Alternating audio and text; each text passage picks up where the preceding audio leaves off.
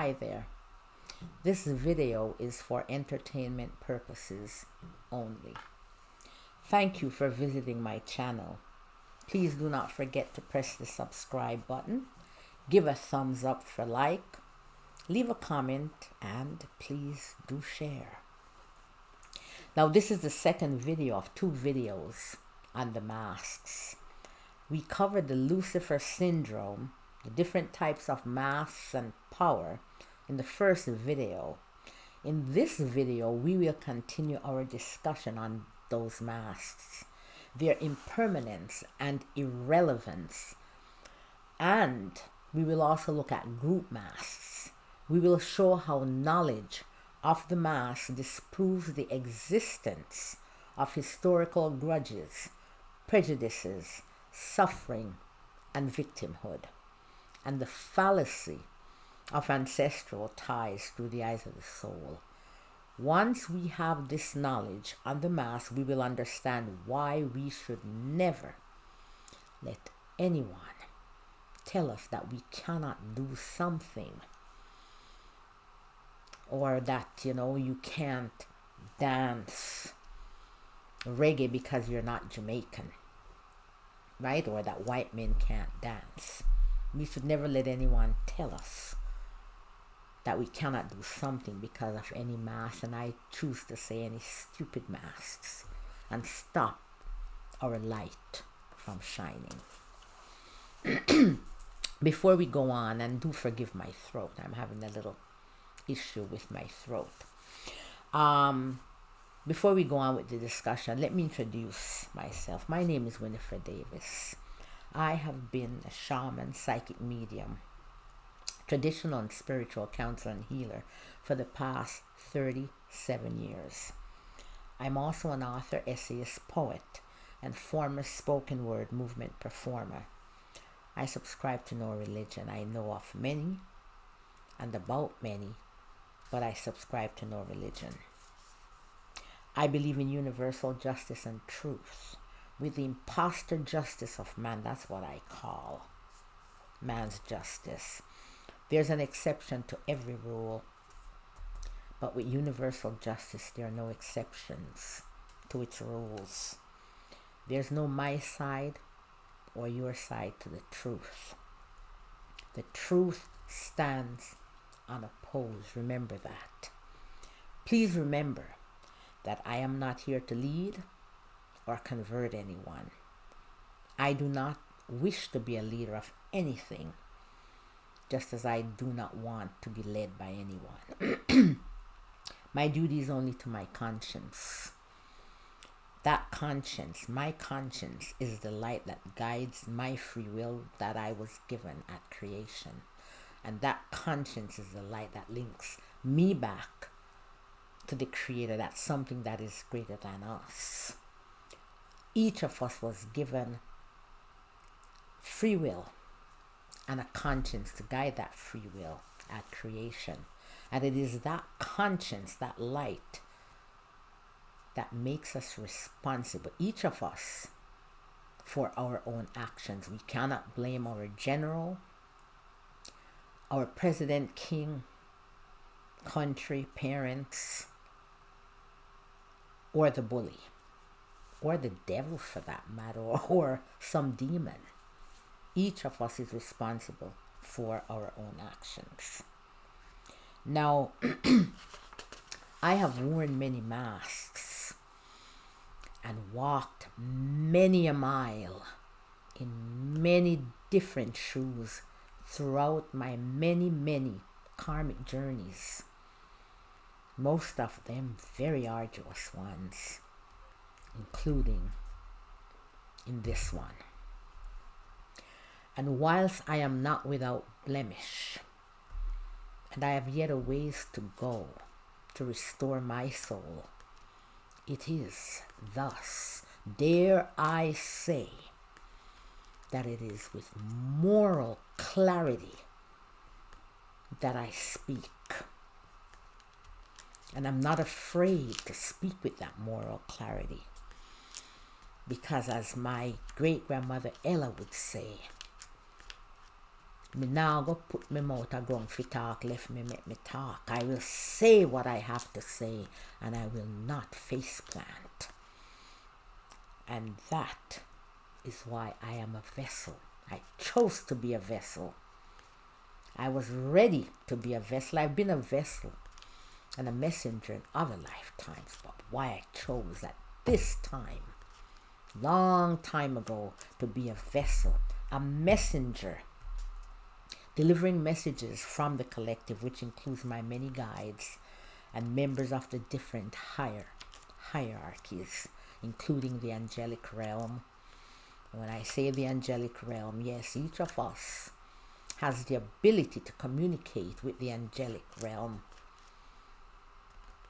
but some of us don't know how or don't want to. So it's not presumptuous of me to say that I get messages from the angelic realm. Consequently, these messages and what I have to say might be rather harsh at times, but such is the truth. Only by facing the truth, looking into our mirror of self-reflection, will we be able to bring equilibrium to our soul. I am fulfilling my self-soul contract, and at the same time my Neptunian journey. That is my contract. My Neptunian journey is my contract that I chose with humanity and the universe. Once again, I'm not here to lead or convert anyone, because each man must evolve according to his own light. Please do not freely interpret what I say. Say exactly what I say. If I say blue, I mean all shades of blue, not sky or marine blue. I do not want the tiny fish in a small aquarium to become a whale, a big whale, which is not even a fish but a mammal, swimming in a vast ocean with free interpretation by the time one tells the other and it gets to the 10th person.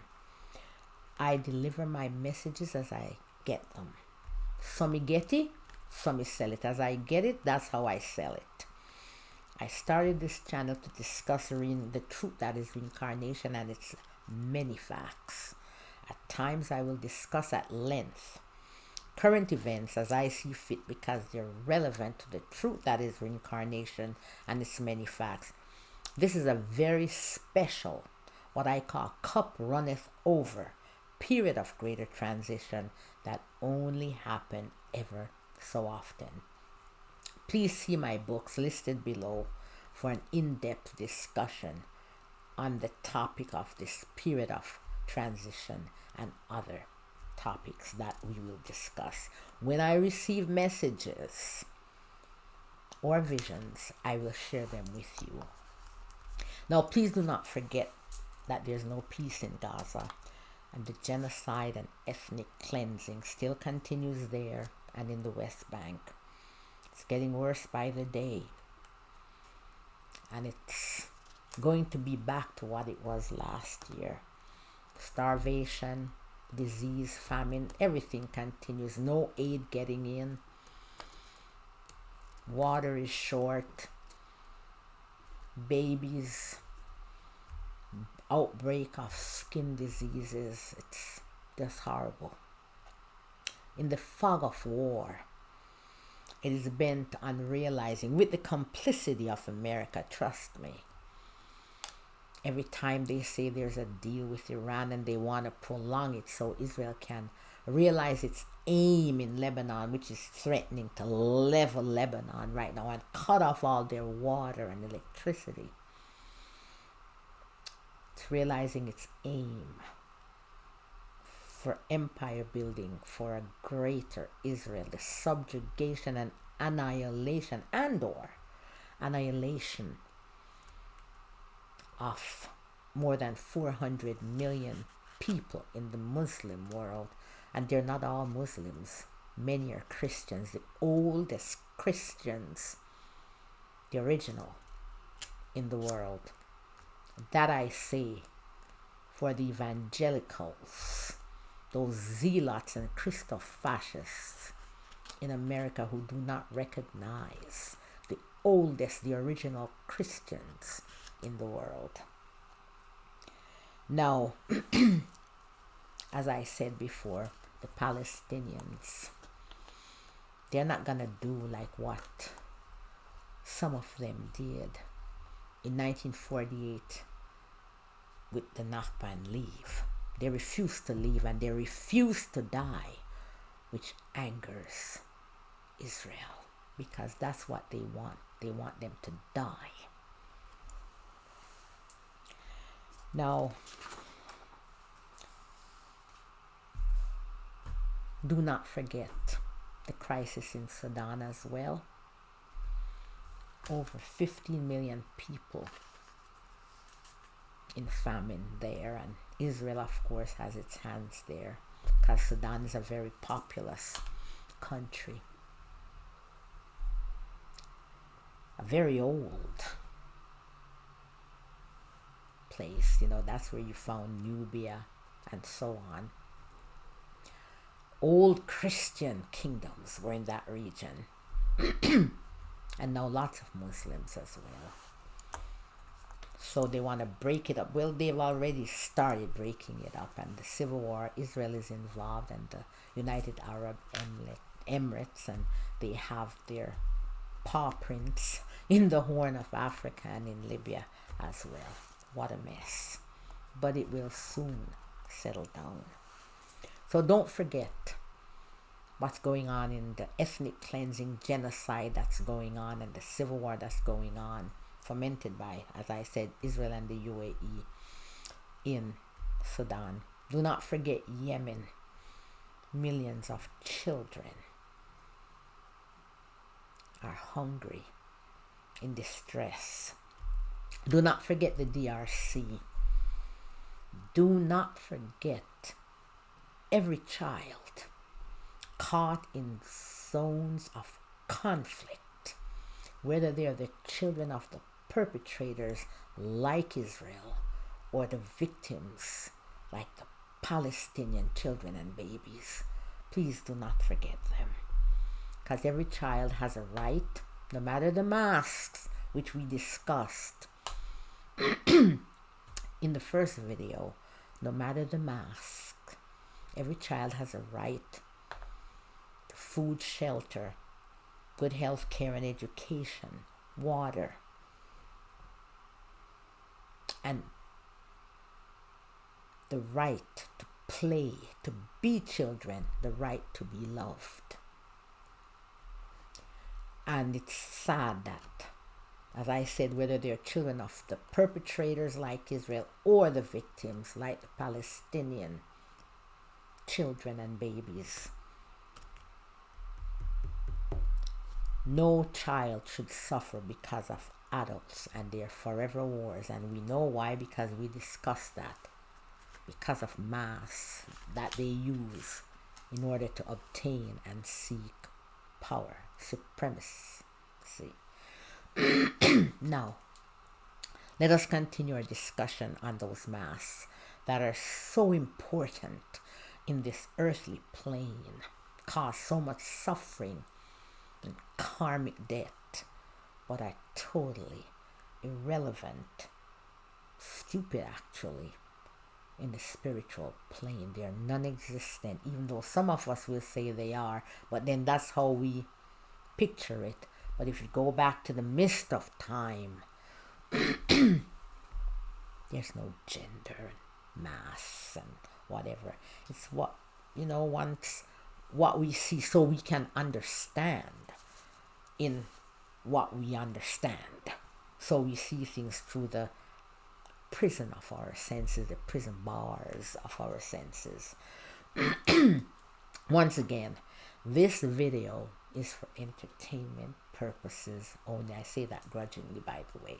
Now let's get into group masks or imprints. I call them imprints or moles. Imprints or moles are the masks around and through which groups incur and expiate. So you cause or incur. You cause that karmic debt, but you can also expiate, cleanse, purify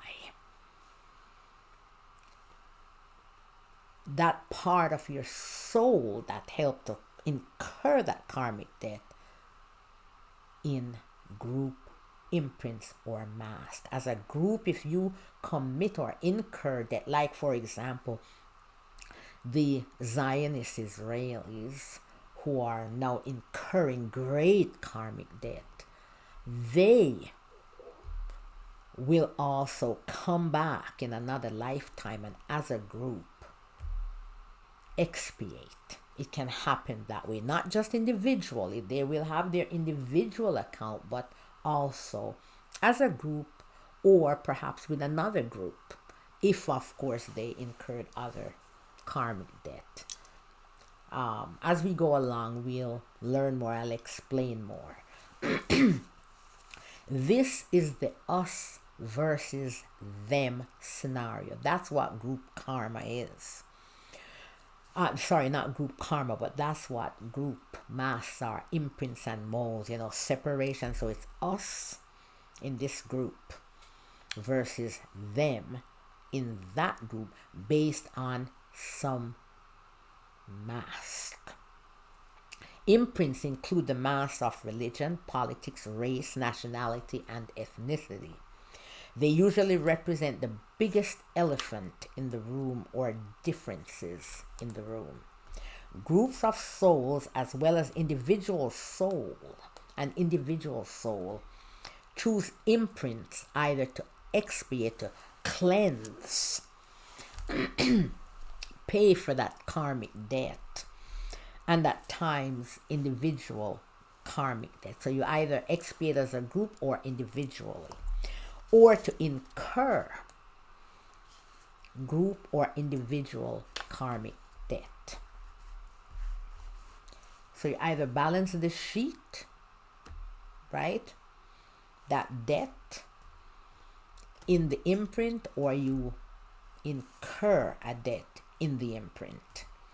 Souls who choose imprints to incur karmic debt are those souls on the lowest rung of the ladder of soul restoration discussed earlier. I checked my other videos. They often use imprints to weaponize historical grudges, prejudices, victimhood, and suffering to advance their supremacist ideology and practices to facilitate their quest for power.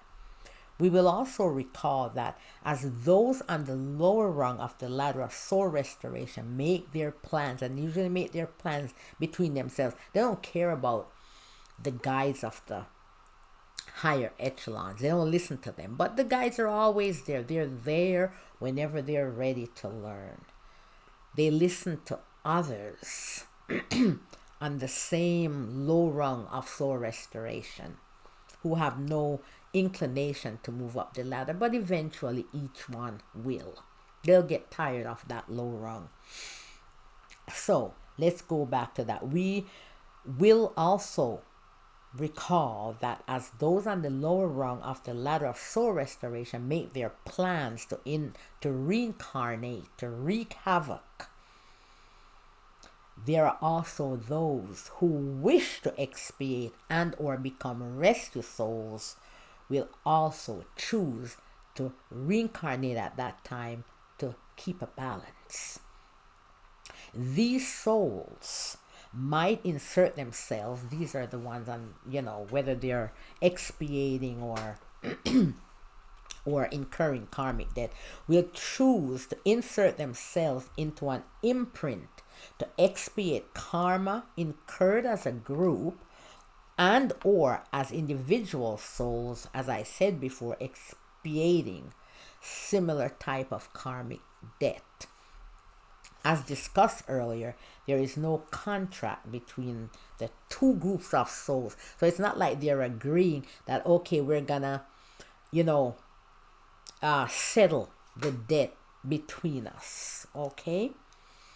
As discussed earlier, there's no contract between them, right? So The masks of race, ethnicity, and religion are three of the most common imprints at this moment in the earthly plane.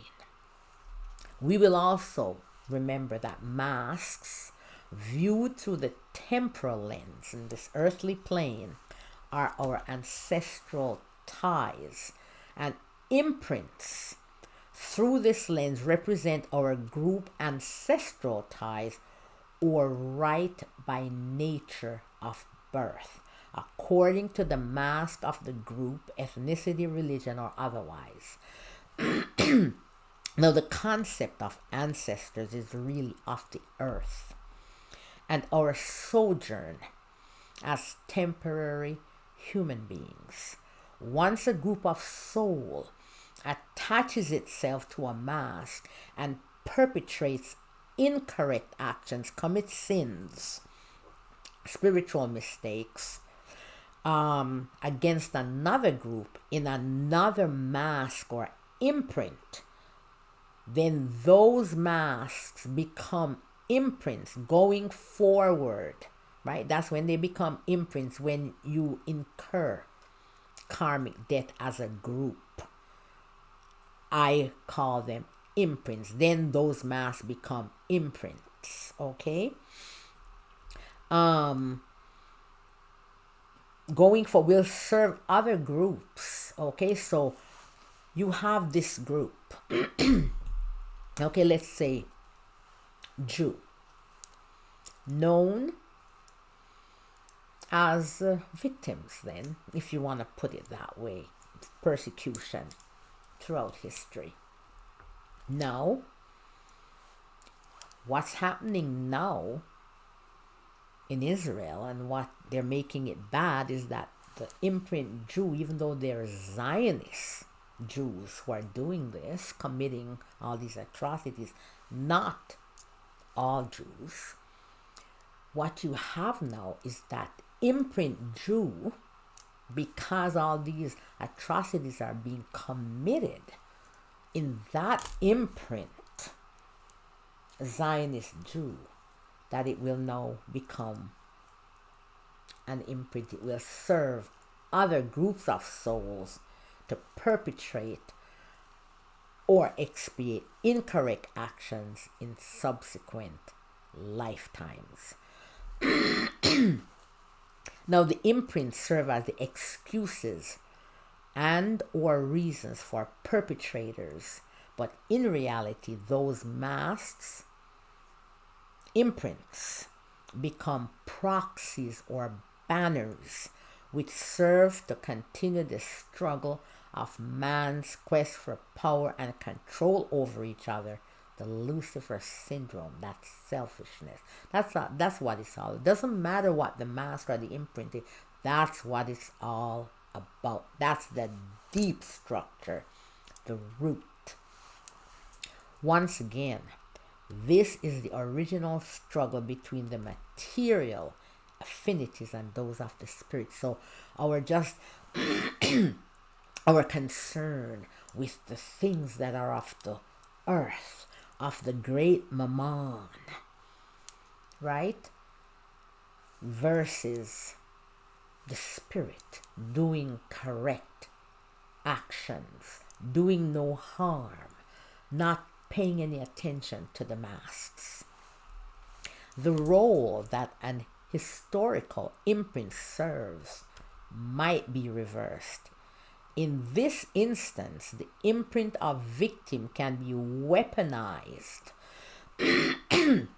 by miscreant souls to abscond accountability as they use the victim imprint to perpetrate abhorrent, incorrect actions, as is the case in this period of transition, proof and testament to the truth that is reincarnation and its facts. And I just stated about the imprint Jew. I'm going to go over it here. The imprint of Jew has been weaponized by souls who were attached to, among other imprints, Nazis. and fascists, Hungarian fascists and Nazis, right? You have Nazis who have been born into the imprint Jew as part of the American regime, Manchurian regime. Now, in addition to a reversal of purpose, imprints may also disappear in time due to the different conditions. Okay? Now, Netanyahu, once the entity, as I mentioned in the first video, drew and mentioned in other videos and in my book, Two Faces,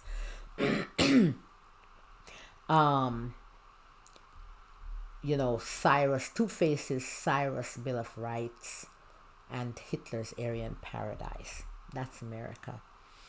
Entity Julia Gumbos, the fascist, rabid, virulent, anti-Semite Hungarian Prime Minister 1932 to 1936.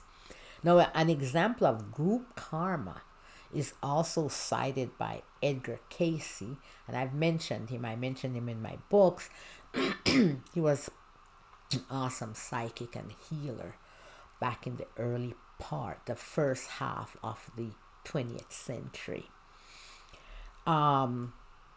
He cited the conquistadors and the atrocities that they committed in the Americas. They reincarnated, many of them, as a group in Franco's Spain, during which time brother betrayed brother, parents betrayed children, and vice versa. So all the mayhem and the havoc that they caused in the Americas and the genocide, ethnic cleansing, well, they were expiating in Franco's Spain. Now, it's harsh when we say certain things, but they're just facts and very harsh. But at the same time, we can't say people deserve to suffer or what have you, because we have to have still that empathy, even for Nazis, when they will eventually expiate. We must have empathy because we've all had despicable reflections in that mirror of self-reflection. I know. Now, the perpetrator imprint of conquistador no longer exists. However, the group of souls who were the conquistadors, reappearing in Spain during the Franco era also illustrate that groups of souls do change the imprints to which they were originally attached to other imprints to continue to incur karmic debt or to expiate, advance, and restore their souls. So, to incur more karmic debt, you have like all those Nazis who have reincarnated in America. You have them, even though original Nazi, well, they have the new Nazis, but they've put themselves in the imprint America, even though the imprint America, that's like a split personality there. Two faces, right? Although there might be a continuity of imprints with the same group or groups of soul, this is quite rare and will only occur when there is relevance to the karmic journey, when there's a purpose to the karmic journey. Okay, I will get into that now. This would not be any sort of ancestral ties because the entities would be the same entities involved in a prior journey. We must not forget that ancestral ties are really only through the temporal lens and have no relevance to the eyes of the soul. The parent-sibling tie begins and ends in the current lifetime. It might be repeated in a subsequent lifetime, but that also begins and ends in that lifetime as well.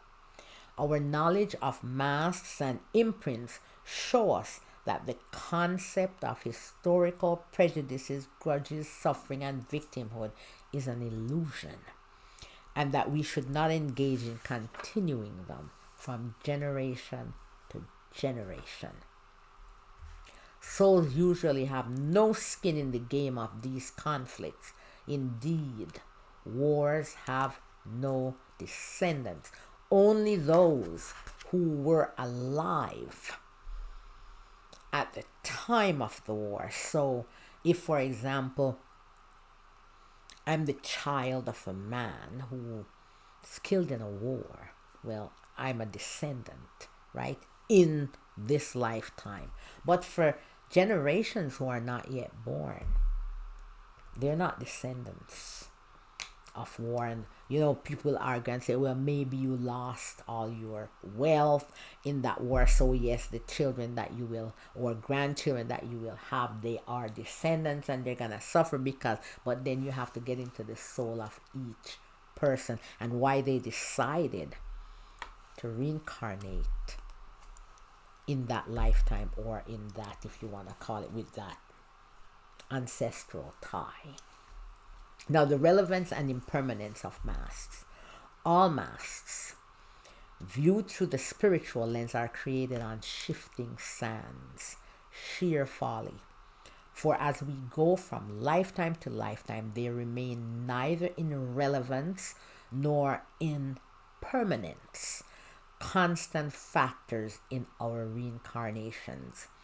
We can be of different races, gender, sexual orientation, religion, from one lifetime to another. Black in one, white in another. I know all about that. I've been there. Male in one, yes. I was male in many. Female or intersex in another, yes.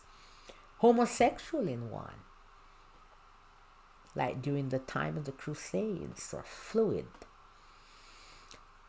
And heterosexual in another. Catholic in one and pagan in another. New borders are created and old ones are destroyed. The Malian, Angevin, and Seljuk empires are no more. New countries come into existence while others are no more. Languages change and evolve, giving birth to new ones, Latin to French, Italian, Spanish, Romanian, and Portuguese. And then, of course, you had original Latin, and then New Latin, and Middle Latin, and so on. And they become extinct languages like Colombian Moses, or what they call the Salesian language family, and Tandia, that's from the Austronesian language family. Or they can be also revived, like I think it's Tereo Maori. Manx has been revived, Irish, Gaelic, or Hebrew. Belief systems, including cosmologies, change, as was the case in the Aristotelian geocentric, that means earth-centered universe, so that everything revolves around the earth. That's not true, even though you can't tell some Christians that in America. That's news to them. To a Copernicus, heliocentric, which means sun-centered, so things revolve, the earth revolves around the sun and the other planets revolve around the sun. Christianity did not exist before Jesus the Christ. The monotheistic Atonism religion, introduced officially by Pharaoh Akhenaten during the period circa 1353 to 1334 BCE, did exist before those years in ancient Egypt and ceased to exist officially after, as Egypt reverted to polytheism and monotheism. We'll get to that in another book, From the Mist of Time. Now, relevance. Indeed, these masks do not travel with us from lifetime to lifetime, and when they do travel with us from one lifetime to another, it is because they are relevant to the spiritual mistakes to be expiated during the current karmic journey on which we embark. In other words, the masks we wear in a given lifetime are governed or dictated by our soul purpose. So whatever mask we're wearing is often dictated because in these masks we commit or incur karmic death, and because the world, the earthly plane, is governed by these masks, so sometimes they're dictated by that. And I will give you detailed examples further on. Now, and the people with whom, it also depends on the people with whom we have made soul contracts in a particular karmic journey. For example, we might be female, mask, gender, female, in one karmic journey, and will assume the mask of female in a second journey because we have to learn what it means to be powerless in a society wherein females have no agency, they have no power, and or there are others with whom we have to work out some karmic debt who will be on that particular journey as well. Quite easily, we could have reincarnated in a society where, as a poor man, we have no agency. So we could have reincarnated as male if we're going to go through what it means, that experience of what it means to have no power. But, right, because of other karmic debts that must be expiated with others on that journey and with whom we have the soul contract, it is in this particular society that all the souls who are part of that soul contract have decided to reincarnate, and only in that society, like female, you can do that expiation as well, because we're always expiating multiple things at a time that we have decided to reincarnate. Now, in the case of an entity, she was the male Catholic, and that's me, William Elphinstone. In one incarnation and in the one directly following, 53 years later, she was female and Protestant because of the soul contracts that she had with others. So I was male and Catholic in one, and then 53 years later, I'm one of those souls who reincarnate quickly. Not for fun, but I got to do the work, right? I got to do the work. But in the 53 years later, reincarnating as Protestant and female. Now, I'll explain all of this and how you get to prove who you were in other lifetimes. I will explain all of that in my upcoming book on Akhenaten and Nefertiti.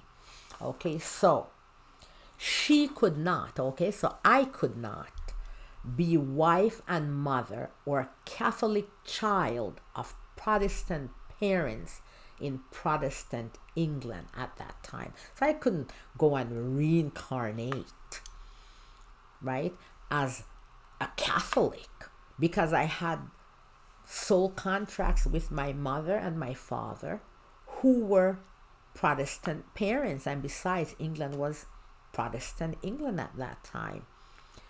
And I had other contracts with others, so I had to be female because I had to be a wife who had to go through having fatherless children who died because of war. Now let us look at another example. If we have a contract with the entity who is to facilitate our entrance in the earthly plane, who is to bring us, act as mother or father into the earthly plane, because there must be a way that we get to enter the earth. In a given lifetime, our mother, and she's of mask race black, we cannot be born mask race white. That's impossible in this earthly plane. That would be quite an anomaly, right? Or as a stretch, atavism, assuming that there had been at least one white ancestor.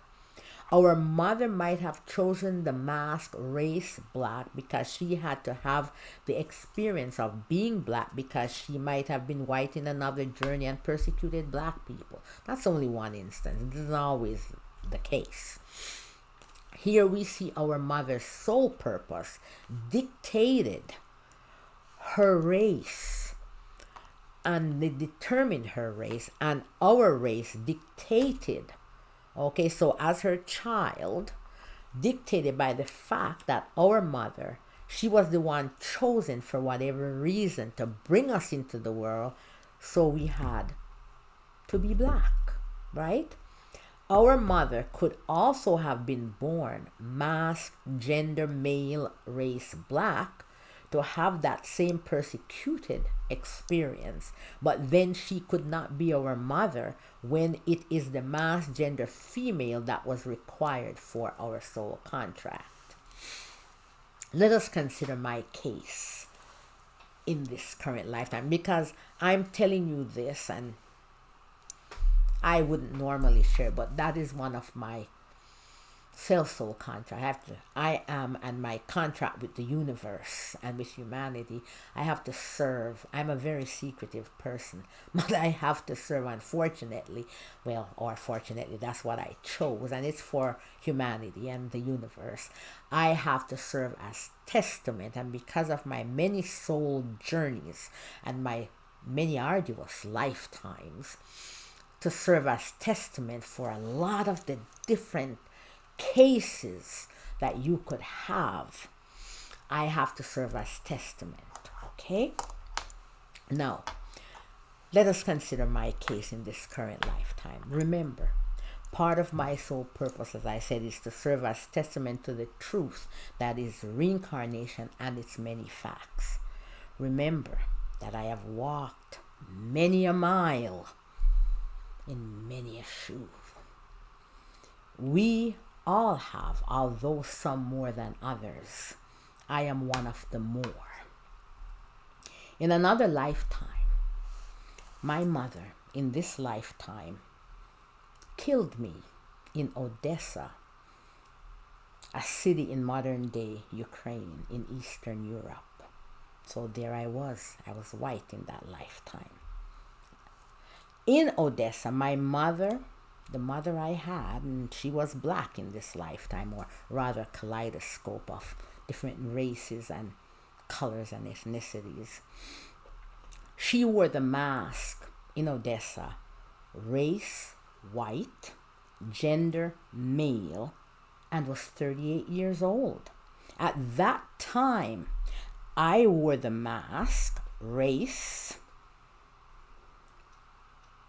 white, gender female, and was approximately 16 years old. The 38-year-old male, who was the entity that my mother is today, bashed my head with a stone and killed me. I made a contract with that entity when we returned to the spiritual realm. Now, to expiate this spiritual mistake, she took my life. The entity that was my mother, because she has passed on, who was the male who killed me in Odessa, agreed to facilitate my reincarnation in this lifetime by giving birth to me, and I thank her for that. Symbolically giving back to me the life that she, as the male entity in Odessa, had taken. Yes, that entity could have been gender male in this lifetime. She could have been male in this lifetime as well, donating the sperm to give life to me, but that would not have been enough. My mother had to bear the discomfort of carrying the fetus. Believe me, I was not an easy one to bear. No, no, no, no, no. That was me for 9 months, and the pain of childbirth, with the hope that she would learn to appreciate the sanctity of life. I had other contracts, of course, to fulfill in that same family. My beloved grandmother, who was my mother in the Tudor time, and my great-grandmother and my grandfather. Independent rebels. Only they could have managed a rebellious child that they called Jezebel, like me. Now, I had other contracts, as I said, to fulfill in this lifetime, as did the entity who was my mother, with other entities in that same family. In this lifetime, my mother was masked, as I said before, race, black, but in reality, a kaleidoscope of races, indigenous, Taino, black, Sephardic, Sephardic Jews from Scotland, Anglo-Normans, just Scottish, Irish, Welsh, you name it. She was all of that. And from Ghana, Shanti from Ghana, maroon. Now, so I could not be born masked white. You see why I could not be born masked race white. As I had, and plus I had to be born this race as well for my own purposes, for my own contracts. As I had been responsible for the deaths of more than 2,500 lives during the Crusades, so had I lost my life in Odessa. So there again, you see, it's all this like a mix-up, you know. Those lives were taken to send a message, and because it was expeditious at that time, because there was no time, I was in a hurry, and my intelligence, I felt my intelligence was not to be insulted, and it was more convenient to do so at that moment. Further details will be discussed in an upcoming book. These examples illustrate the logic and simplicity of the spiritual plane and spiritual beings that we are. It is not complex because it is the truth.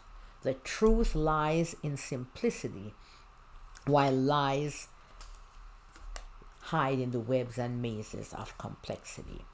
We will note here that we are not obliged to suffer abuse at the hands of anyone because they happen to be a sibling, parent, child, or other relative. Because we happen to be born in a family in this earthly plane does not mean that we will get along with our earthly family. There will be those with whom we will get along and those with whom we will not. Only by knowing the history of our soul, its connection with those family members, and purpose of the karmic journey will we be able to make certain decisions with regards to the various relationships and our well-being. It is within the family that we first meet the different personalities that we will meet as we travel throughout a journey. And I explained that in my book on love. It's called The Carnal to the Divine. I will list that as well, where I explain the relationships, the different relationships of love, familial, parental, and blah, blah, blah. Sorry to use the word blah, blah, blah, if that's a word. I explain all that as we work towards getting to the ultimate, which is one divine, universal love. Now, as I said, it is within the family that we first meet the different personalities that we will meet as we travel throughout a journey. Once again, we must never feel that we have to endure abuse at the hands of anyone because of familial ties. We can unconditionally forgive and move on and banish them from our lives because it is best. And if they should need our help, if they're hungry, we're going to feed them, but we will do so, as they would say, with a long spoon or stick, but through others. Okay, now it is fine to cut ties with them. And by the way, I'm not talking about my mother in this lifetime. I was with her even the day she died. I saw her take her last breath. Remember, forgive them unconditionally and cut the ties. We must take care of ourselves, and that includes not permitting anyone to physically or psychologically abuse and damage us. It is a spiritual mistake, a sin, not to take care of oneself. Now, the impermanence of the mask. All masks, as I said before, are created on shifting sands, sheer folly. For as we go from lifetime to lifetime, they never remain as factors constant in our reincarnations. Masks can change in their importance and the amount of power they have, as well as their relevance, as we just discussed. They are not permanent. Remember, once Nazis, the mask imprint Nazi had power, or conquistador had power, but then now a Nazi has not the power that they once had in Germany. Now, masks are not permanent. Masks might just disappear with the passage of time, changes in societies, and as borders shift, disappear, and new ones appear, as we discussed. Masks change and adapt. Old ones become extinct while new ones come into existence. For example, the masks Spartan, Minnow, those are the Dahomey Amazons, or they're of legends, right, and myth, but they were voracious slave traders. Or Chaldean no longer exist. The masks Pardo, which is a term used in Latin America for, someone who is of multiracial, and you cannot say whether, is this person white, black, brown? You can't tell. That's Pardo. And Pakistani are relatively new masks coming into existence less than 500 years for the farmer. That's the Pardo that they use in, for example, Brazil, and 100 years for the latter, when India separated, Pakistan was created back in I believe it was in the 40s. Now, masks can sometimes change the amount of power associated with them, as the mask Mamluk did from slave, as they became rulers in Egypt and India, and the Mamluks, which were former slaves from usually Turkic peoples and from the Caucasus. And at one time there were Circassians in the later Mamluk period when the last period during their rule in Egypt. They were the ones actually who put a halt to Genghis Khan so he didn't move further west. They stopped him in his track. And at the same time, they were the ones who finished off the whole crusade stuff. Finally rid the Levant of crusaders. Now, a mask, especially an imprint, can and will change in representation according to the souls that choose to insert themselves in it. In America, the masked Republican and the masked Democrats have switched places, with Republican representing what was previously the values, goals, and aspirations of Democrats and vice versa. If you go back even during the creation of the Republic, with Republicans, as is one of the goals of the Nazi energy. During the significant period of transition, the imprint Jew will no longer be synonymous with persecuted, but will now unfortunately also become persecutor and perpetrator. Palestinians have now been added to the long list of genocides, including of Jews, Circassians, Namqua and Herero, and Rwandan Tutsis. And then if you go back, sometimes they'll talk about as well the Hutus at one time were victims. We must remember that there have been many genocides, too many to count, since we have been on earth. I list a lot of them in my book, A Broken Record, History on Rewind, written in February 2024. It's listed below as well. Concentration camp will now share the dubious stage or eventually be replaced by Gaza and perhaps the West Bank. Religion, or even in Lebanon. Religion as a mask inciting conflict will recede somewhat to less than prominent and, dare we say, preeminent place it has had for over 2,000 years of making trouble. It has cost so many lives, that's religion, and has led myriads of millions to incur much karmic debt. But as karmic debt has been incurred, there is always the balance where others have come in, that imprint to expiate karmic debt and or to restore and advance their soul. Religion has become the scourge, the reason and excuse for much karmic debt, serving as one of the most powerful cloaks or masks behind which hides supremacist ideology and practices deserving of the criticism of John Adams and others, that a world without religion would be a much better world.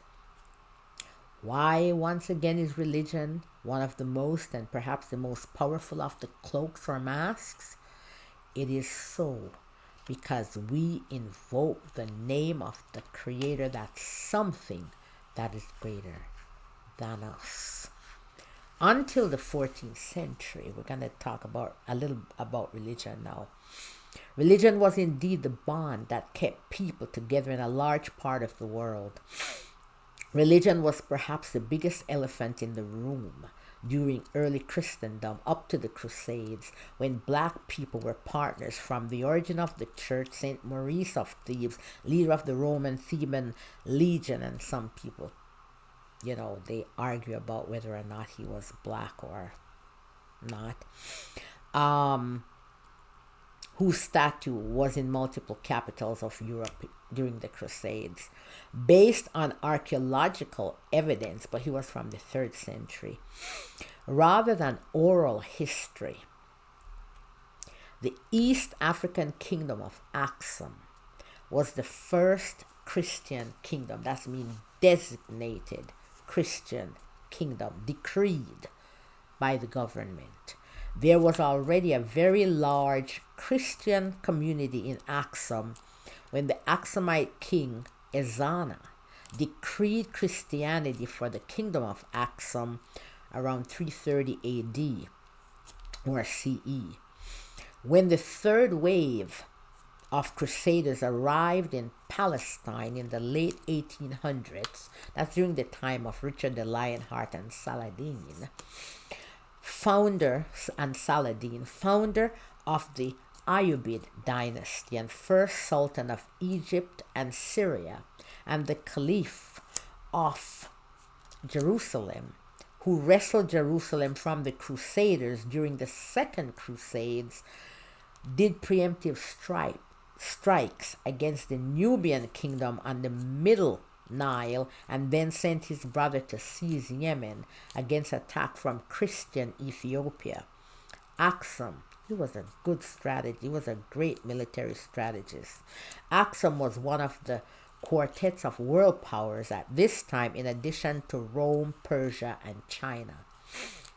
Indeed, up until the 14th century, religion was more important than phenotype, that very fluid mask race. Religion was the bond that kept people together. According to Nubia, in early modern England, and Nubia is a writer, historian, from his book, I will list the reference below. Okay, you can check my book, it's also in there. In early modern England, there was no pseudoscience of race, nor a coherent racist philosophy, although ideas of difference did exist. And so what we have now is the interpretation of the blackamoors, which is a derogatory exonym for the Moors who remained in Europe after they lost the Iberian Peninsula in the 1400s, late 1400s. Their strong sense of self of the Moors as representing a lack of allegiance. That's what they thought, because their allegiance was to Allah, right? Not to the king and queen, to Isabella or Ferdinand. And they wouldn't to Elizabeth the First either. Their strong sense of self, that's how they interpreted it, as representing a lack of allegiance by men like Sir Thomas Shirley, seemed to have permeated the royal court and might have led to Elizabeth I's directive to deport the blackamoors, because they had no allegiance to the crown and a country that was in large part Christian. However, during the transatlantic slave trade, race replaced religion, as I said earlier on, becoming the biggest elephant in the room. With the intermixing of different groups, mask race will in due time lose its status as the biggest elephant in the race. Multiracial race will probably lose its status. They'll probably go to something like color or something like that. Race is a fluid, legal, and social construct, as I said in my last video, especially in America, which one might consider the race specialists. And as I said before, this is not meant to be a compliment, because racism was purified, refined, and sanctified in America. Let us consider the masked race white and the concept of whiteness in America and its legal definition. The mask shows us an impermanence that can change from year to year. The incoherent social definition and legal construct of whiteness in America is a good example of the folly, impermanence, and illusion of mass. Mass are indeed like shifting sands. Who is white today is not white tomorrow. Much is based on common knowledge or legal precedent. Really? An example of this shifting definition of people. White today but not white tomorrow are Indians from the Asian subcontinent. I mentioned that in my video, I think 2 weeks ago. Who in 1910 and 1913 were white but not white in 1922 and 1923. Is a North African, Middle Eastern, someone from the Middle East, as is the latest addition to the government's categorization of race and ethnicity to be considered white. A North African was previously listed as white. Of course, we know that North Africans can be any race or a mixture of races and ethnicities. To racists, they would definitely not be considered white, as Middle Eastern for most white supremacists means Muslim and brown, full stop. Racists are never accuracy in their bigotry. Are never accurate in their bigotry. According to Rudiger, he says that the white race was constructed in America in an effort to distance the whiteness of slave owners from the blackness of slaves and slavery. Whiteness in America is exclusionary. Well, comes from their mother, their parent, Great Britain. Whereas white Americans tried to distance themselves from the blackness of slavery with their one-drop rule, exclusionary. After the defeat of the Moors, the Portuguese and Spaniards in the Iberian Peninsula attempted to whiten the blackness with their blue blood inheritance policy. The blue blood inheritance policy prevented the Moors from raising their own children, marrying each other, or inheriting wealth. The goal of this policy was to rid the Moors of their blackness through miscegenation. Always marry someone of a lighter or whiter complexion until the blackness disappears. That is abhorrent as well. To dilute the blackness or brownness, the Spaniards and Portuguese forbade the Moors, a very proud, highly educated and cultured people who remained in the peninsula, from marrying each other, and enforced this by divesting them of their assets if they did. In this way, they were forced to marry white people, spread the wealth, as we will see in a contrary example in Paraguay, when the white citizens in whom the wealth was concentrated were prohibited by law to marry other white people. This meant that those who chose to marry would have to marry non-white people, including black and indigenous people.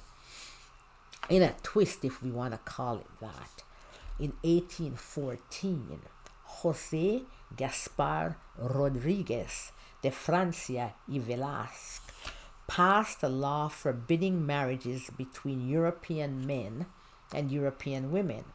They had to marry indigenous, mixed race, or Africans, black people. This would prevent, in his view, a racial or socioeconomic hierarchy based on race, resulting in less social and racial discontent. This would eliminate old state oligarchy, opening up space so other classes could thrive. In addition to the marriage decree that Dr. Francia passed, he also confiscated royal and church lands and gave them to peasants. According to historian Edward Burns, Paraguay had become the most egalitarian society yet known in the Western Hemisphere. None of these policies, in my opinion, should be. All of them usurp the free will of others, and I understand in the case of Dr. Francie, I understand where he's coming from. In America and in Portugal and Spain, just racism, plain out racism, whether it's exclusionary, you think you're superior, supremacy, and where you try to be inclusive, still you think you are so superior that everybody ought to look like you. Now, this one drop rule and purity of the race appears in line as the admiration of Rome and its greatness fell victim during the period of enlightenment and the new elevation of Greece. The period of enlightenment elevated Greece and the Volk because Greek tradition and philosophers espoused the purity of the people. Rome, on the other hand, was now seen as, well, can we say mongrel, because it did not espouse purity. There was much miscegenation in the Roman Empire. The most important thing to Caesar was that his tribute be honored. Give unto Caesar what's due unto Caesar. In addition to this, the presence of the Moors in this region have no doubt contributed to the view of white people in the North and Western Europe, the UK and Britain, and that they are superior to the peoples in Southern Europe because many of them, if you go into their DNA, well, number one, they're darker, and number two, a lot of mixtures there, whether they admit it or don't. The one drop rule was not only concerned about the purity of the race, but more importantly was perhaps, this is in America now, more concerned about the economic benefits of the institution of slavery and the maintenance of the existing two-tiered racial hierarchy. Maintaining that hierarchy meant that there would be more slaves available, because if you're going to separate mulattoes and people who are three-quarter white like James Heming and Sally Hemings, you'd have less manpower as slaves, adding to a much larger labor force to sell and breed for different purposes, hence more profits. And I use breed because that's what they did to black people, like their horses, breed them. Slave population. Okay, so another example of this exclusionary policy was evident in the morality code, or moral instructions called on to plug the gaps in long-distance supervision of British employees of the East India Company in England. I'm giving you some history lessons here. According to this code or directive, Englishmen were not to socialize and mix with Indians, as they had been doing when they first entered India, following what the Dutch and the Portuguese did. When the English entered India, in the beginning, it was believed, as it was with the Dutch in Indonesia, the Portuguese in Goa, and elsewhere, and the Spaniards, that it was best to intermingle, take as wives women from these societies in order to create profitable and defensible colonies. That made sense. One last note I had to add on the subject of purity. What would those supremacists like the Nazis advocating the supremacy of the Aryan race do if DNA tests showed that there had been a black or native granny or grandfather in their lineage? They would be shocked, wouldn't they? However, many of us would not be shocked because we are cognizant of history. We know that different peoples have been going back and forth throughout the world, through the temporal world in our current understanding. There's much more that we do not know that concerns the temporary world. At least tens of thousands of years. We know that there were Chinese traders in Africa, for example. We know before Europeans entered. We know that there were African traders in Gujarat and elsewhere before the Islamic, Arab, and Portuguese slave trades. We know that the Vikings were in North Africa via the Normans and established the Kingdom of Africa. That was 1146 to 1148 CE, an extension of the Sicilian Norman state, and otherwise based on historical accounts and other archaeological evidence. And at one time, one of the sisters of Richard the Lionheart, she was actually the queen down in that state, down in Sicily. And when the husband died, he went down there on his way to the Crusades to ensure that she got her dowry back. Wage war. They had to give her whatever it was that they had given the deceased king. They had to give her her due. Now, based on the fragmented annals, provide accounts but are viewed with suspicion. That's what the Vikings had, something called the annals. They're viewed, the accounts are viewed with suspicion by some historians. And of course, then you had the Maori sailors who went as far as Antarctica before the 14th century and reached the Americas before Columbus, based on archaeological and other evidence. Now, I have to give history. I love history and I like to share. We also know that Polynesians, like the Maori, as I just said, and other Austronesian groups, were the greatest seafarers in history as we know it. They sailed the width and breadth of 1/3 of the Earth's surface. That is the Pacific Ocean. In their uniquely made outrigger canoes without maps and compass, or having to hug coasts, using their ancestral knowledge.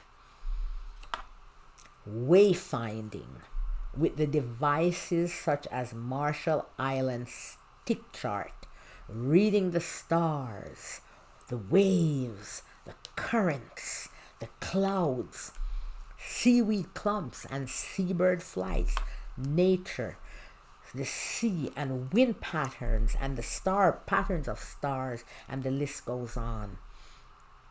In that great ocean into which all the continents, now the Pacific, it is huge, 1/3 of the Earth's surface, into which all continents could comfortably sit in the Pacific Ocean, not even the tiniest and most remote islands, such as Pitcairn, escaped the notice of those fearless Polynesian,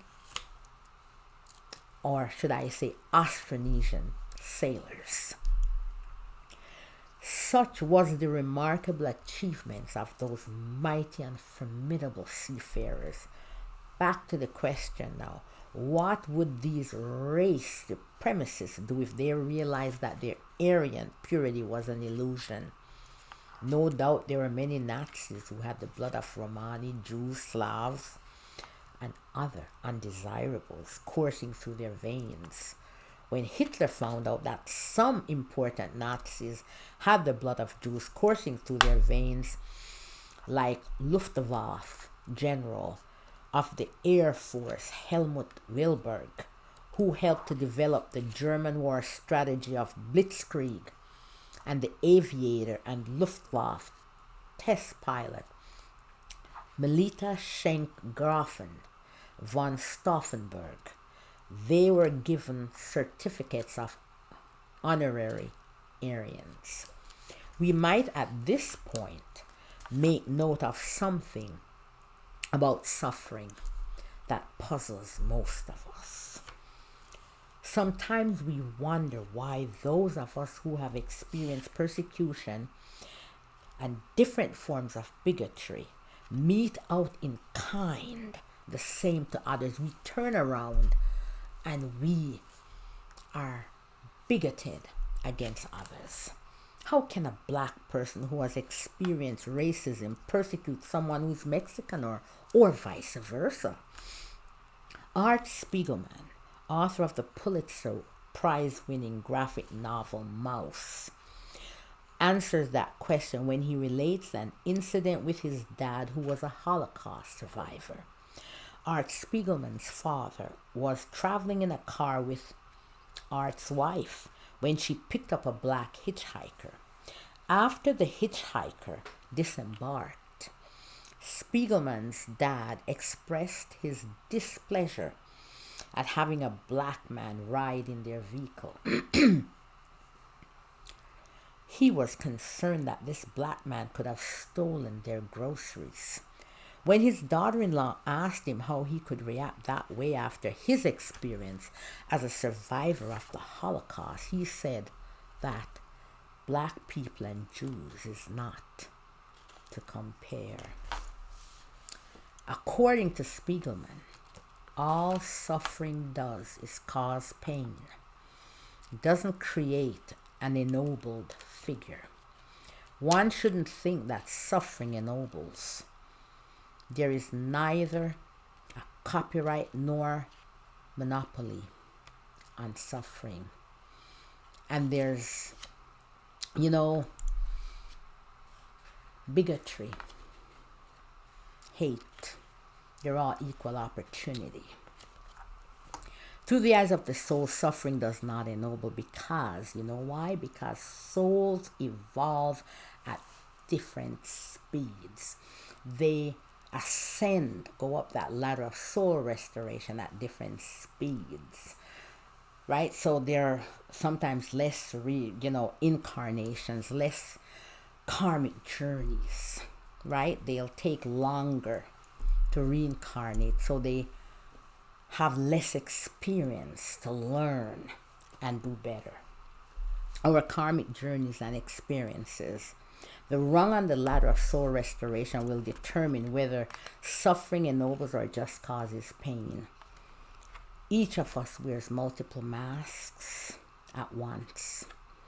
We will vegetate or veer towards the mask that gives us the most power in a given context. The elder Spiegelman masks visibly race, white, ethnicity, religion, Jew. Social status, persecuted, suffered because of mask, ethnicity, religion, Jew. In this instance, with the hitchhiker, mask, race, black, social status, persecuted, the elder Spiegelman reverted to mask, race, white, and possibly mask, ethnicity, religion, and not to the mask. Both had in common that of persecuted. He was not able to use that mirror of self-reflection. Other examples are a Jamaican decrying prejudice in other Caribbean islands, whether in Barbados. Bermuda is not a Caribbean island, but in Bermuda, Trinidad, America, Canada, or the UK. Yet that Jamaican is homophobic, very homophobic. And I just have to quickly say, I remember once I was going to Jamaica, got picked up at the airport, and stopped in Kingston. And there was a crusade. They call it once a year, different churches have crusade where they try to get new converts. And I heard blaring, this was in Kingston in a major square, blaring over a loudspeaker about Bundy them, Bundy them. And you could hear the voices clapping and saying, yes, Pastor. Yes, but hallelujah. They were cheering him on. And I thought to myself, my God. And no doubt there was probably some little old lady in that crowd agreeing to burn the homosexual. This is what was coming over the loudspeaker in a square in Kingston, Jamaica. And this was in the 2000s, that they should burn anyone who's homosexual. And here, so we decry racism or anti-Jamaicanism, but we turn around and we are bigoted against people who are homosexuals. Now think about that. Or it is like the Indian in England of the Brahmin caste who turns around and is very prejudiced against someone they consider, well, is of the Dalit class, or of a lower caste, I should say, and have probably become very wealthy, even more wealthy than the Brahmin way, and yet still they persecute them. And when that person of the lower caste would report it, make it, publicize it, they say, we must not air our dirty laundry in public, because the Brahmin complains of racism in England, and yet still look at what he does to a fellow Indian based on a mask, the mask of caste. Or when in America, and I think they had some court cases, Indians of a higher caste, they go into a company and they find someone of a lower caste who has done very well, and they try to demote them or give them a hard time. They expect subservience. It is the African American, for example, who is quick to separate himself from the black man from the islands, for example, who he says is not foundational. He's not African American. And then I wonder, when the racist cop, white cop, sees you and is ready to shoot you, do you think you shouting out, I'm African, I'm foundational, I'm African American, do you think he cares? Doesn't care whether you're from the islands or of parents who come from the islands. Doesn't care, just sees, well, I won't say the N-word there, that's all he sees. And then I think about Harry Belafonte, one of my favorites. He was an activist because his mom taught him every day you should think at the end of the day, what did I do to help another human being today? And he was in the forefront of the civil rights during the 60s. He used his finances, he used his platform, his influence. His mother was Jamaican, and his father, I don't know what island his father came from. He wasn't thinking about the fact that he was not foundational. It was a common struggle. Jews and whites, white Anglo-Saxons, helped to found the NAACP.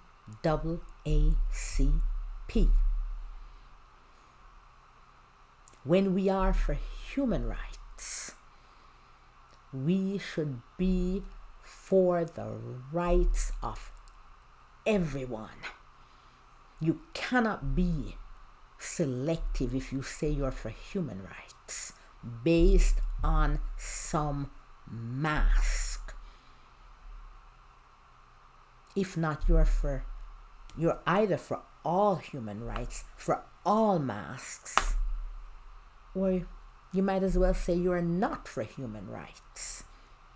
And I think as well of Bayard Rustin. He was a Quaker, African American. He was homosexual. But he had been fighting for trade unions. He's been fighting as an activist when it comes to labor rights from his days studying in England and elsewhere. And he was the mastermind during the civil rights movement in America. He was the mastermind behind those large marches and those sit-ins and the bus rides. But he had to keep, many people don't know his name. He had to stay in the background because he was gay. And black people in America, African Americans, most people are very conservative when it comes to social issues, whether they're black or brown or white.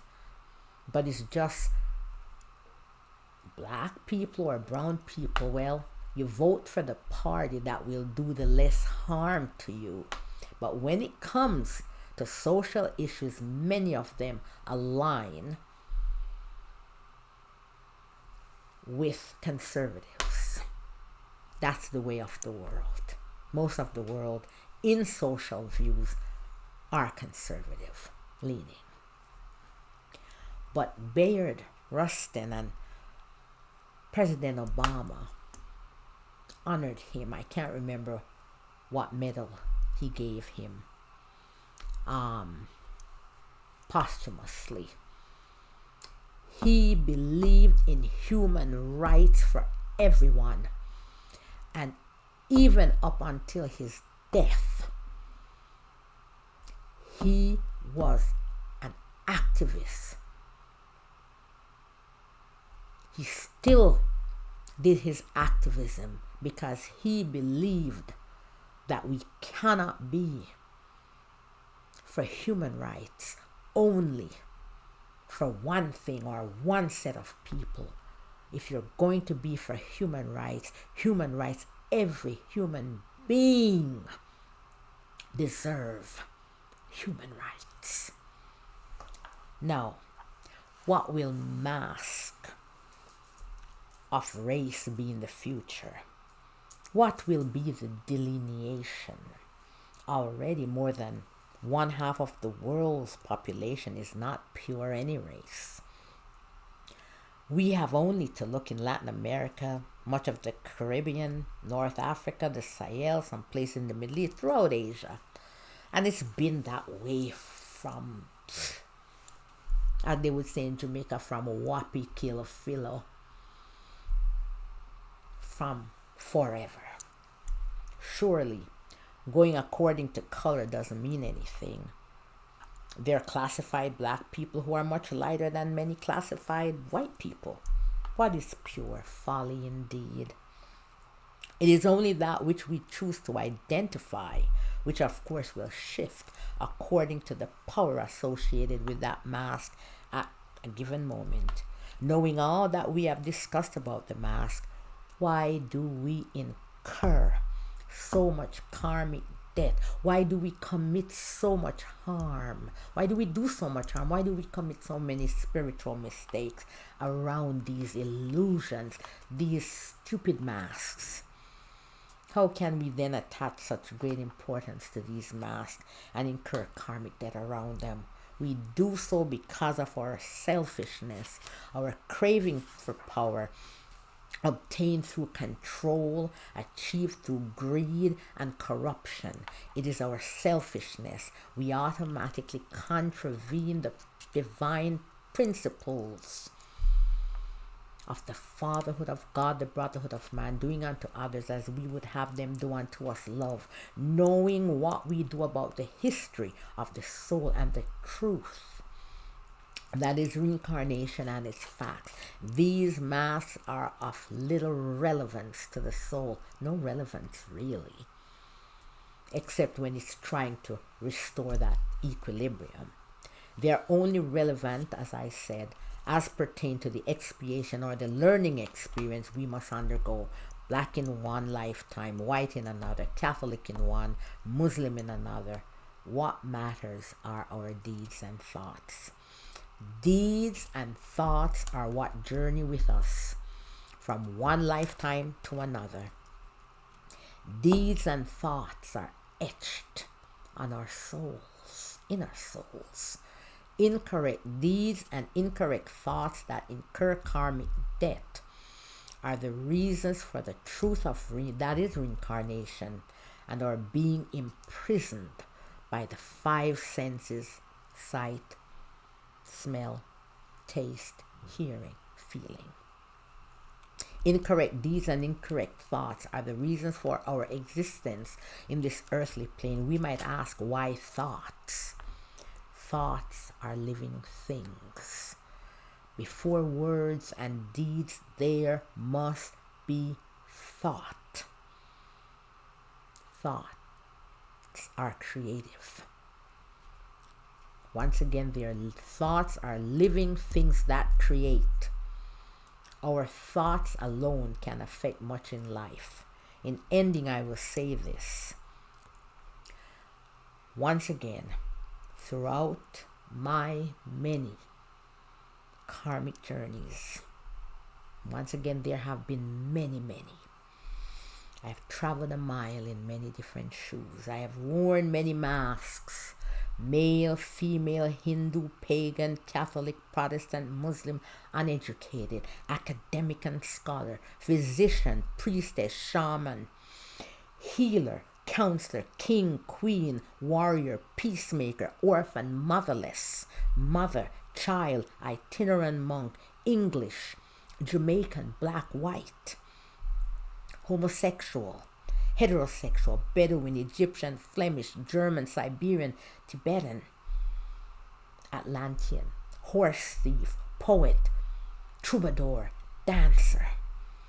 I have been hungry, poor, middle class, and wealthy. I have known great love and neglect and abuse. In this lifetime, I have walked a mile in many different shoes, and through all these journeys, I can speak with great clarity, moral clarity, and will not put my mouth a ground for talk. Never let anyone stop your light from shining because of stupid masks. Do not allow anyone to tell you that because you are black, you are not supposed to love Irish music, or that you're too old to learn to clog, or that you will never make it as a traditional Irish dancer because you're too expressive with your hands and your upper body, as they did with Michael Flatley, Lord of the River Dance. What a journey. Or Fred Astaire, if you're old enough to know who he is. Michael Jackson admired Fred Astaire. He got a few pointers there. When they told him, they wrote on a note when he went for an audition, he can dance a little, but he can neither sing nor act, and besides, he's balding. Oh, did he ever show them?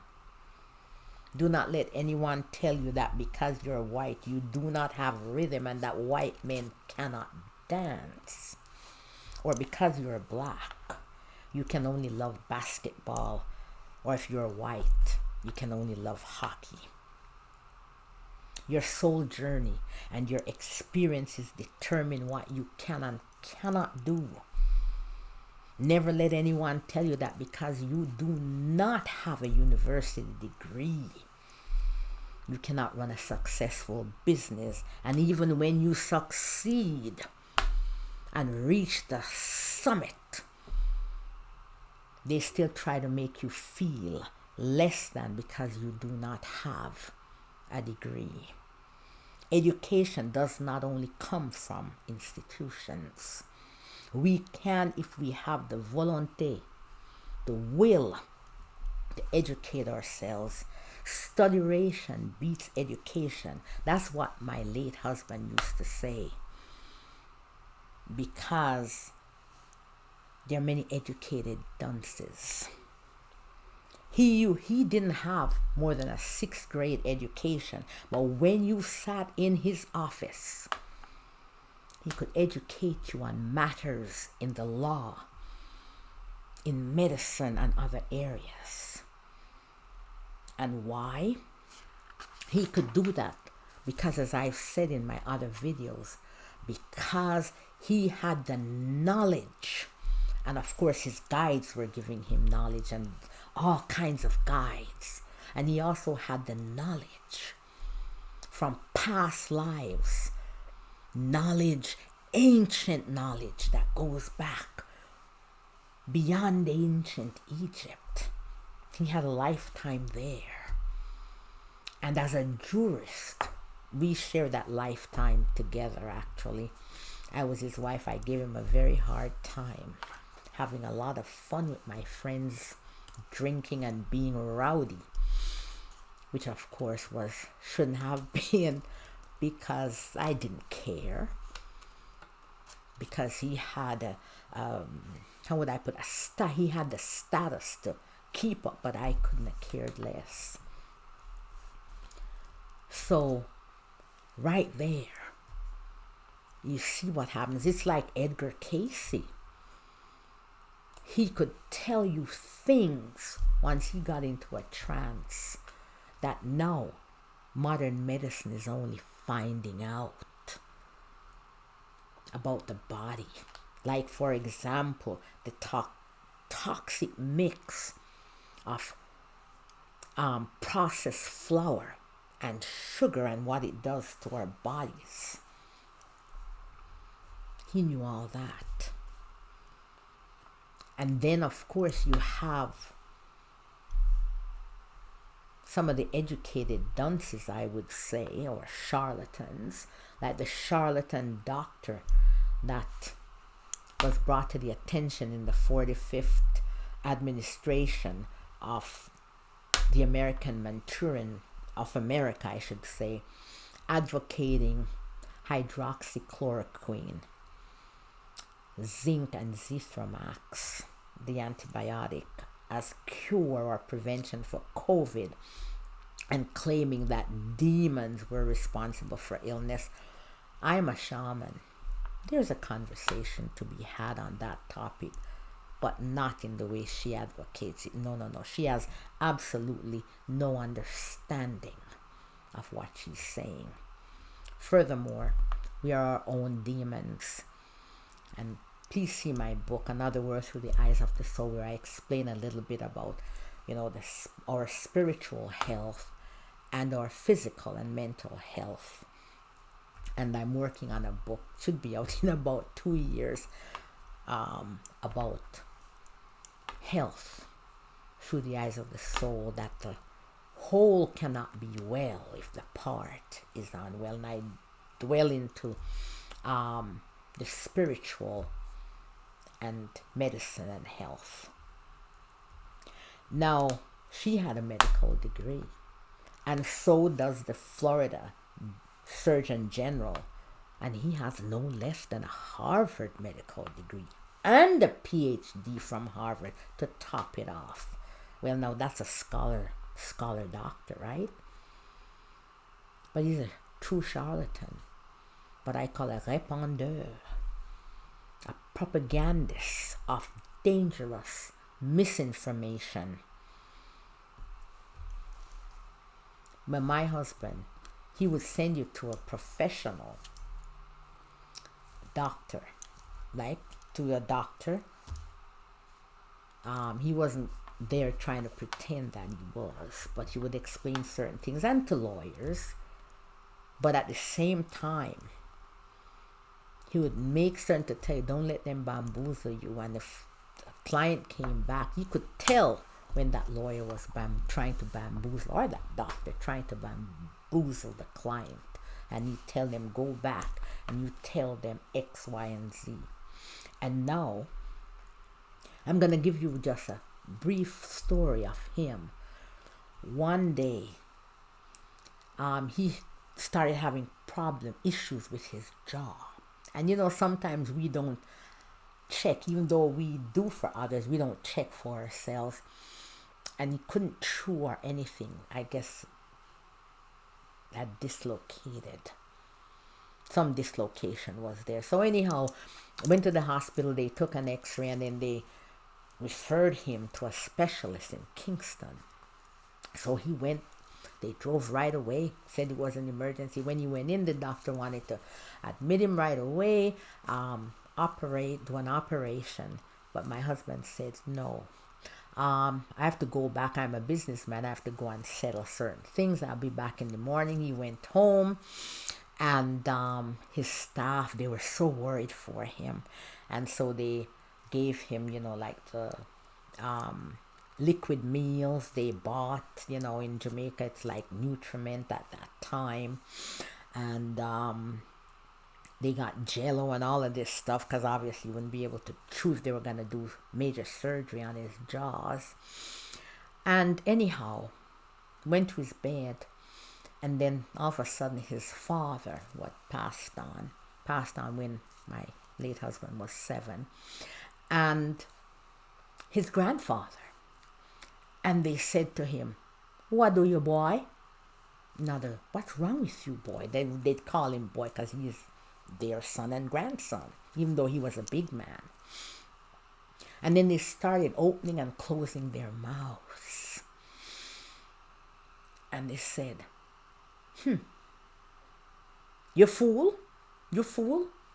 Are you a foolish? Use your head.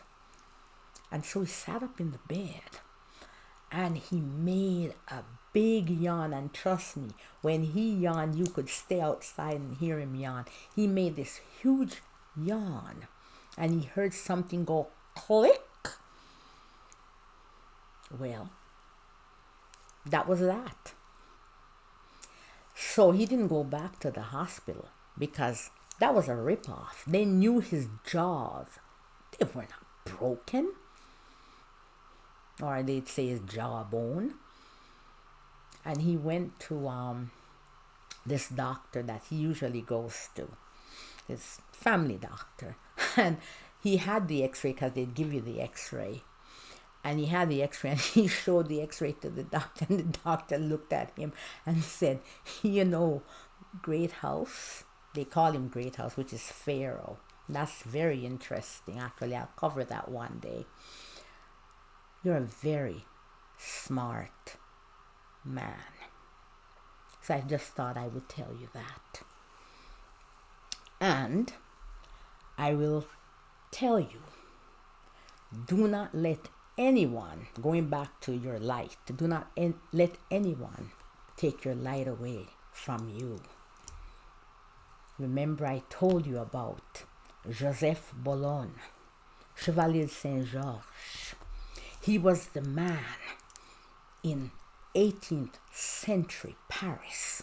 He was a black man. He was actually a mulatto. I don't know if that word's still in vogue, or it's one of those words I shouldn't use. He was mixed race. But he was a violin virtuoso, a master fencer, master skater, composer, military strategist, abolitionist, composer. He was a master of so many things. He was a polymath. And the list of what he didn't master or couldn't do was a whole lot shorter than what he could do. And they called him the Black Mozart. Mozart was younger than he was. And John Adams, the second president of the United States, they heard about him. He was known all over. He said, no, it is Mozart who is the white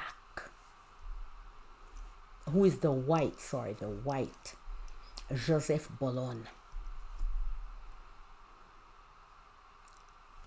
But racism.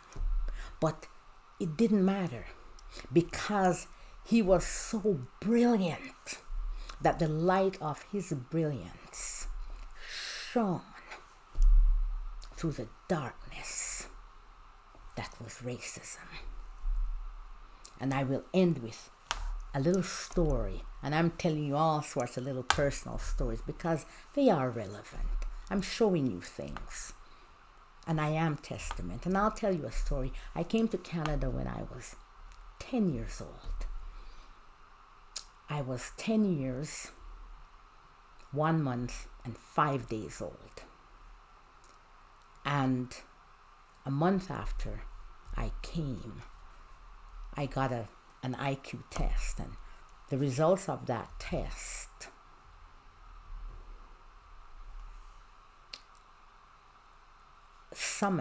because of the results, the principal called my parents to make an appearance at school. Well, that was grade 5. Now I went into grade 6, and I had this wonderful homeroom teacher named Mr. O'Brien. He was Irish, dark hair, well built, just older man, heavy eyebrows and very dark eyes. And so I went into his class, and he's my homeroom teacher.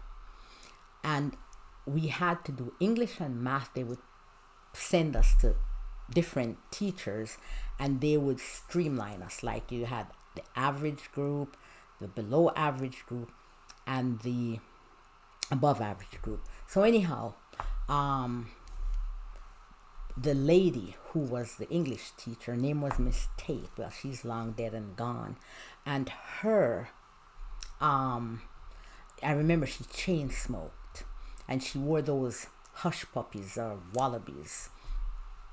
And she had these really thick glasses, and her forehead was like mine, a big forehead. But she was racist. And she had a sister and a brother. They were twins. I won't say their names. They were blonde. Those were her favorite. And anyhow, she stuck me in the middle group, because if she put me in the below average group, that would sound alarm bells. And she stuck me in the middle. And well, Mr. O'Brien, he realized that, and I just heard him say that's strange. But anyhow, she gave this assignment where she said we had to choose an animal, bird, whatever, that had a particular characteristic. Like, for example, the nightingale, we associate it with having a beautiful voice, right?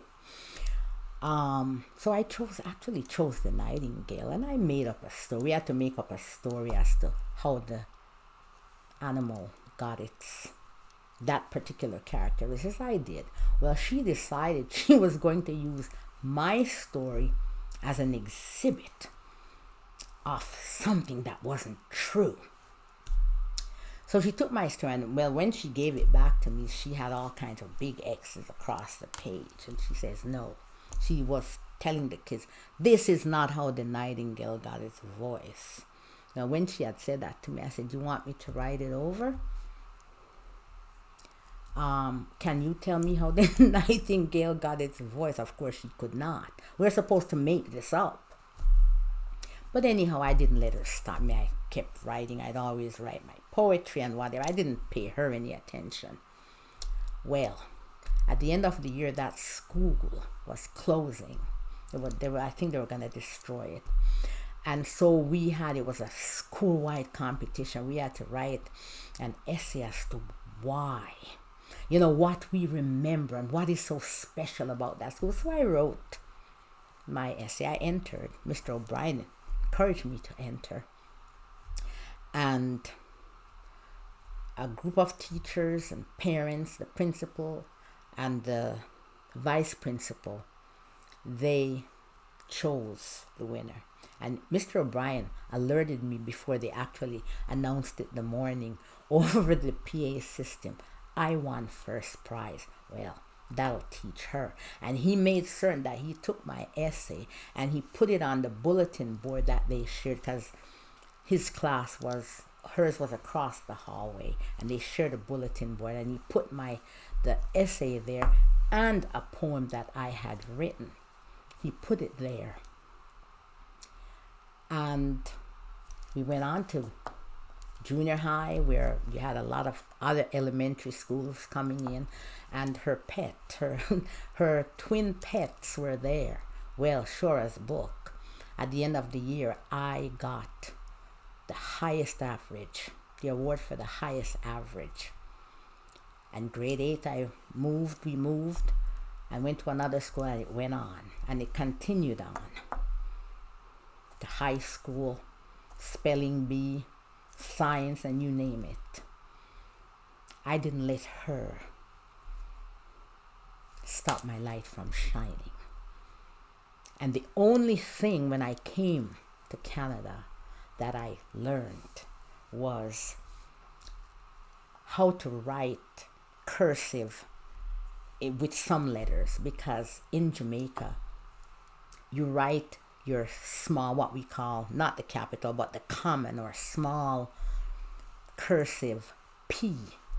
It's written like the Russian cursive, the sound for R, or if you want to say the letter R. The Jamaican, I don't know if they still do it that way, but back then, the Jamaican small cursive P was very much like the Russian small cursive R. And that was, so I just thought I just had to tell you, and I'm still writing. Before her, I was writing, and I'm still writing. Now, remember that our life journeys and our vocations dictate our skill set and proficiency, taste, and our distaste, what we like and what we don't like, and the mask that we wear have nothing to do with it. Prodigies are not a phenomenon.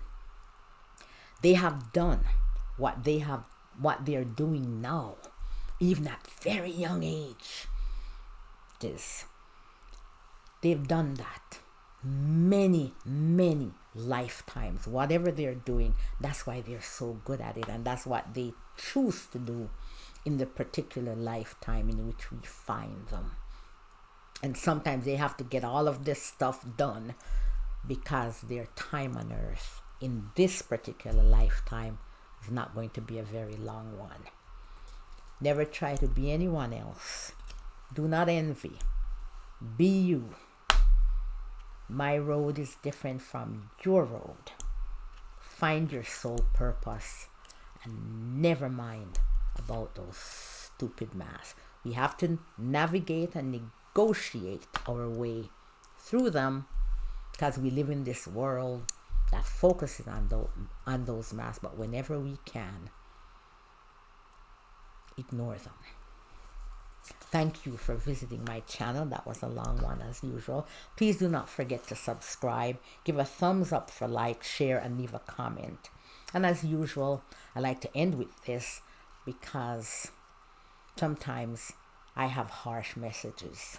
None of us is without blemish.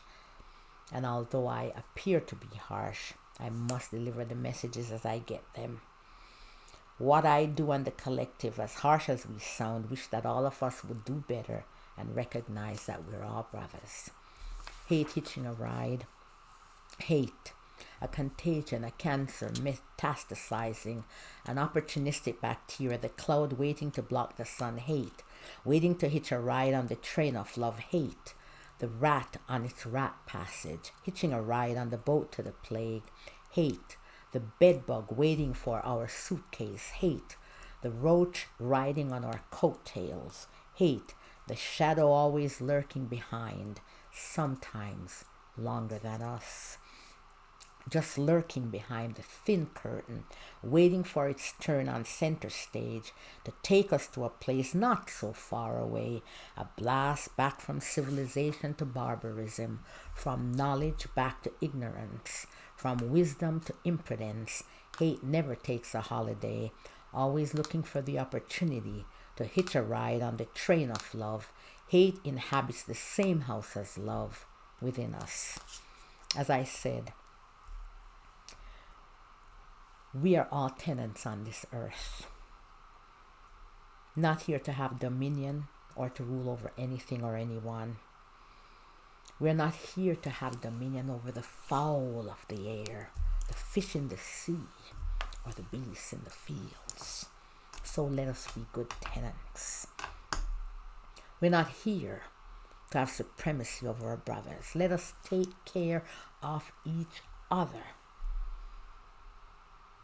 ourselves, the planet, and all the creatures that dwell thereon, and remember that there is something greater than us.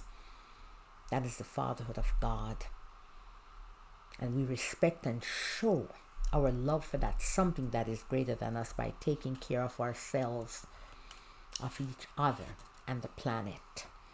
May we never try to flee our conscience, so that we will always do correct actions. May we learn to walk a mile in our brother's shoes so that we can see the humanity in each other. May we respect the differences in each other and know that our Creator has no chosen few. May we find comfort in the knowledge that each of us is slated for redemption and none is excluded. May we find solace in the knowledge that it is not a question of if, but one of when each of us shall return to our Father. May we know that we're just tenants on this earth and take care of each other, the earth and all the creatures that dwell thereon. May we always adhere to the divine principles of the fatherhood of God and the brotherhood of man, doing unto others as we would have them do unto us, love.